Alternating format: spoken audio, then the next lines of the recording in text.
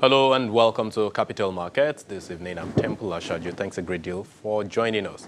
Well, COVID-19 continued its severe negative impacts across the globe this week as stock markets in the US, Europe, and of course Asia slipped into bear territory, marking the end of the longest bull run in history, as a lot of analysts have referenced the year 1987 when this particular phenomenon began. But then, as a way of response to the negative impacts, the Bank of England took a cue from the Fed, the US Fed, to cut their main interest rates by some 50 basis points to a historic low of some 0.25%.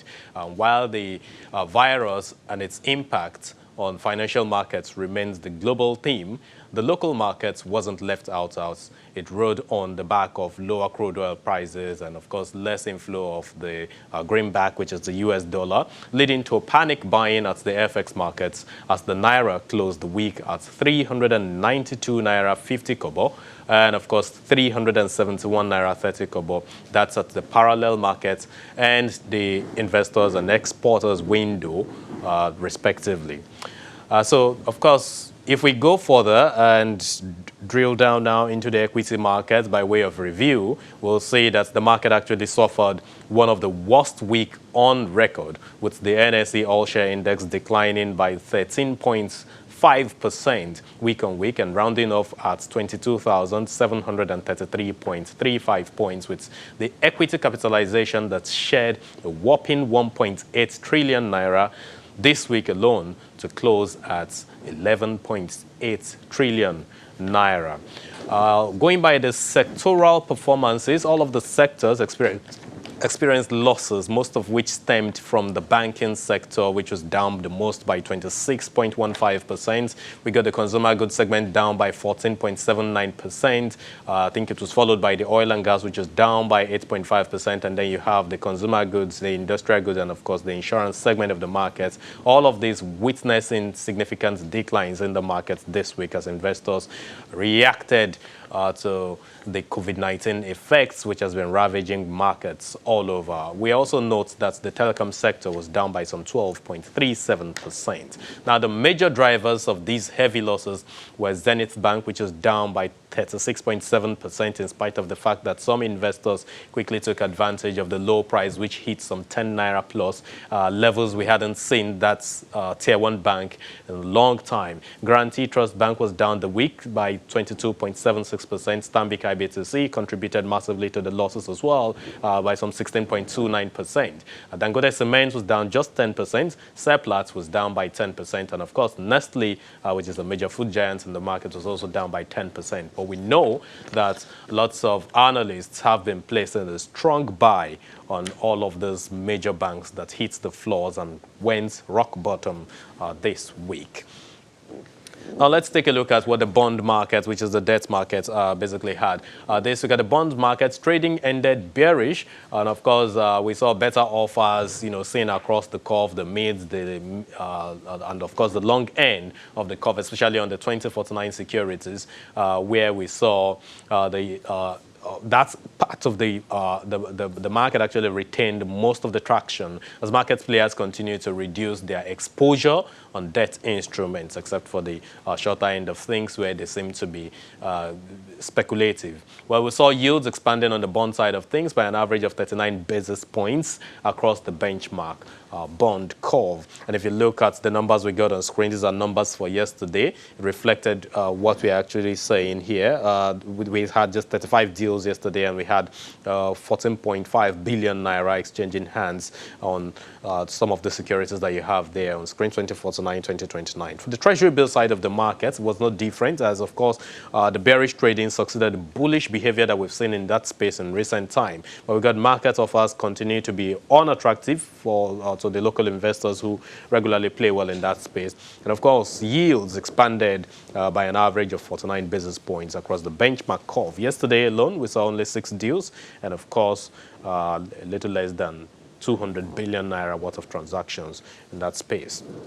For the OMO side of the market, yields also continue to spike across the OMO curve due to activities of offshore investors that are exiting long positions in droves. Now, the long end was the main focus for a lot of investors, where I saw that there were improved offers. The December 2020 and, of course, February 2021 securities were some of the areas where we saw attention. But no bids were matching all of these offers that we saw. Of course, the spread between the market bid and offer also widened by some 400 basis points in the market. We note that a lot of the foreign investors have been exiting the Nigerian markets, and of course that is not far-fetched. It is simply because we know that FX surged this week in some cases, we even have it at 420 naira. Eventually, the CBN actually reacted, saying it hasn't devalued and it doesn't seem to be ready for any form of devaluation. It also confirmed the fact that the current levels where we have the external reserves is actually comfortable for legitimate demands. So basically, that's what we have in terms of equity and debt market review. But to examine all of these events this week, we're joined now by a guest, the Deputy Head of Investments at ICO Pension Managers, Tony Odutola. Thanks a great deal for coming through on Capital Market. We appreciate your presence. Thank you for having me. Great. So you have the pool of fund, and as a PFA, you try to push funds across securities. True. Now, this week, we experienced huge losses in equities, where we've been seeing PFAs, playing lately since the departure from the OMO and TBO space. We've seen you moving gradually to the equity space, even though it was a cautious movement that we've seen. But then this week, we've seen all of the markets, you guys who play well in that space, giving cold shoulder to all the securities. Why are you doing that? Well, thank you once again. It's probably not the best of times to be a fund manager. Having said that, what has happened is we've seen a situation whereby all of the asset classes that would have played losing value on the back of COVID-19, and of course the effect of that on commodities markets. I mean, for us now is basically that of the oil price, and then you have that negative movement in the oil price. We have, of course, the negative effect on the economy as a whole. Yeah. So we are not immune, and what has happened is that across the asset classes that we play, you really do not have a safe haven, as it were. Times past, you would have done the fixing income market if you're having those sort of movements in the equity space.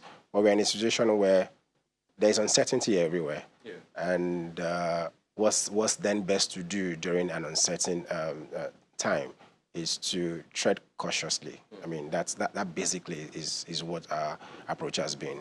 Just tread cautiously at this time. So how much would you say has really been lost to a lot of investors? I know that a lot of you have been selling down in the equity markets. Of course, on fixed income space, you're not even considering any of the offers in spite of the fact that these yields are really expanding so fast. So do you think it's been so much of losses lately? It's not even about what I think. You reeled out all of the statistics earlier on. It's been losses everywhere. The equities market has dropped. So it's just about holding on to your cash, no matter how much you lose. This is where that maxim holds the truest. Cash is king. So I say to you, sometimes last week you saw Zenith Bank, GTB at some few years lows, and you think, oh, this is a good deal, and you jump in. And between that time and now, you've lost a further, 15%. And then you begin to ask yourself, at what point do you think this is, going to stop? So again, like I said, this is a period where you stay as short to the end of the curve as possible, and you hold your cash. And then you would need to wait to see some clarity, some calmness of the storm before you can, make a judgment call. So I know that one of the key things that investors, traders, dealers really want to hear is the good news from, or kind of a response from fiscal authorities, from the monetary authorities. And we had one this week. The CBN actually said it is not devaluing, because one of the reasons why we are seeing this dip in the market is because a lot of the offshore investors, and of course you who are custodians of funds for a lot of workers, are thinking that there could be devaluation. So you bring in your money in hard currency. If you need to exit, how do you get it? How do you get out? That's basically one of the main fears that we're having in the market. Now, this response is out there. Shouldn't that bring in some kind of respite? So again, it's about what you believe. Yeah. The school of thought that thinks that there will be devaluation, or there should be devaluation, or a situation that you would say devaluation will have to happen, will make that decision based on certain parameters that have been set. So parameters such as what is the revenue of the nation like, in terms of production, in terms of price. You've had to shed a price based on the issues between Russia and the rest of the OPEC nations. You've had to not be able to match production. 2.2 million it was for the benchmark, and we are at about 1.7-ish.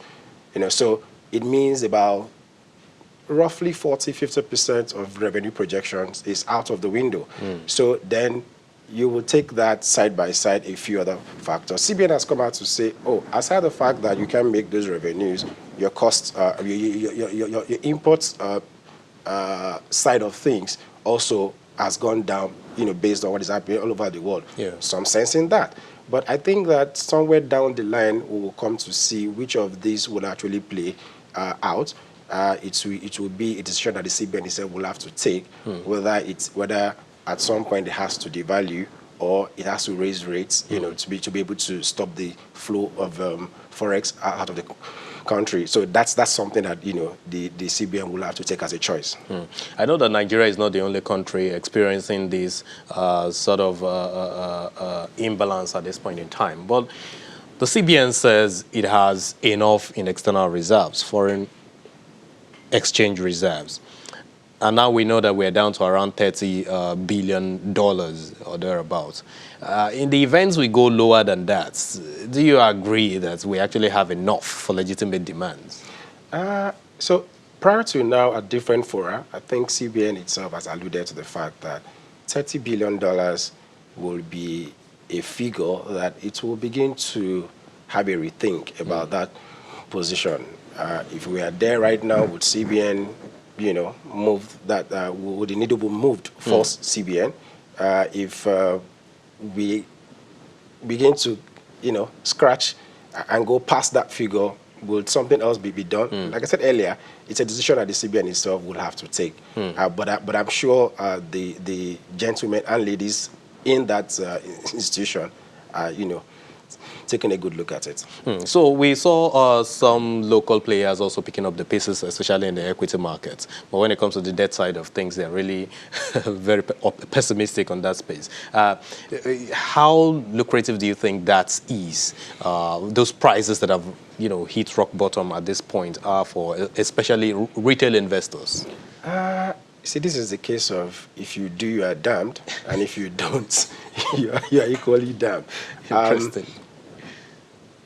What I think is the major problem right now is the fact that where do we go from here in terms of COVID-19? So again, I'll try to drag us back a little bit. How did we get here? How did we start to see this? We started off from that space. For as long as the cases keep mounting, on my way down here, I think I saw on CNN, in terms of the numbers still coming in. For as long as you have that growth in cases, the uncertainties remain. From 95 countries now to, I think, 118 in 1 week.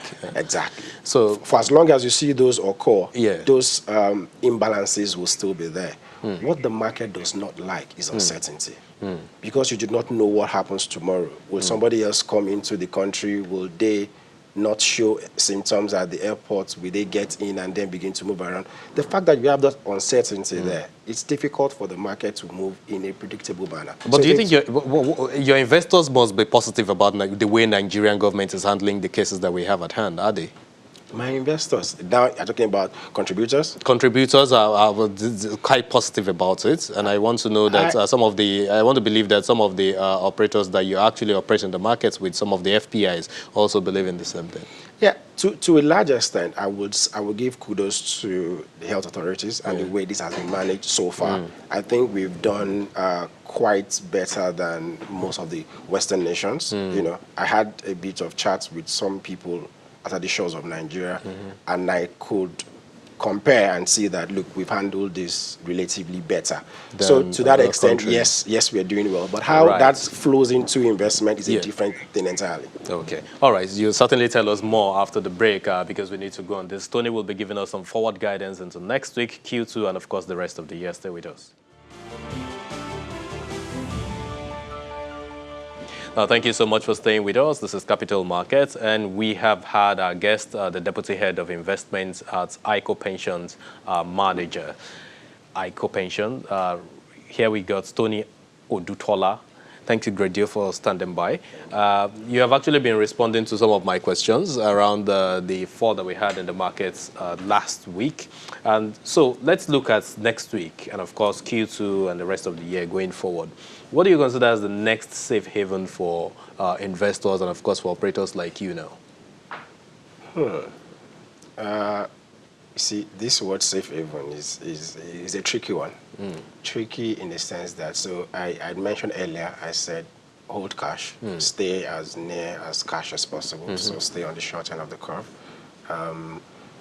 The equity space, at some point, you would see numbers that look really, really attractive, and you take position. I think I personally have. But the states where they are right now, are they attractive enough for institutional investors like you? They've been attractive even before all of this. They've been attractive before this occurred. But that's what we're saying. When it gets to a point when the risk is so elevated, it is not about attractiveness anymore. It becomes return of capital becomes more important than return on capital. So the risk premium is really high. Yes. Okay, so what are your expectations from the central bank and, of course, other regulators from next week? I know that on the part of the exchange, the circuit breaker has actually been triggered a couple of times, but we still ended up seeing more than 3% decline, on a daily basis. But from the CBN, they're going to be having their MPC meeting on the 22nd and 23rd. What are you really expecting them to say about the situation in the market and, of course, shortage of FX in the markets and then oil price that has actually crashed? To be honest, that's a difficult call. Difficult call because what the CBN looks at is probably different from what I look at as an investor. What the CBN looks at over and beyond what I would love to see will be certain other interests that they will have to manage. And that becomes, which really is not something that you can place your hands on the table as we speak. So those will be the driving factors as to... Are you referring to some sort of a stimulus as we've seen with the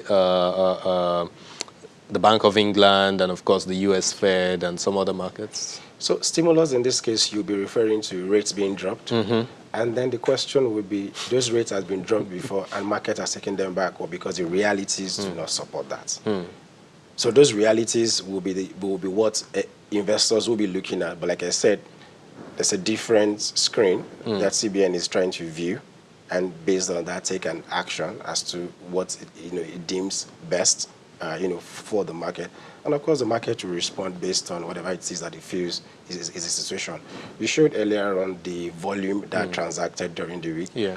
Despite the fact that yields have gone up 200 basis points on the 49s over the last 1-2 weeks. And to put a figure to that, for 1 billion investment, what simply has happened is that 20% of it has been wiped out. That's the reality. True. Well, Talking about the safe haven, I know that there's been these talks, in the space that the NASD, which is somewhere that you have some credible securities tradable, the PENCOM, which is a regulated pension commission, has now given some kind of go-ahead for operators like you to actually, that is PFAs, to actually play in that space. Can you confirm that to us? I am yet to see a letter or a communication from PENCOM to that effect. However, the investment guideline stipulates that you are permitted as a PFA to transact in a SEC recognized Security.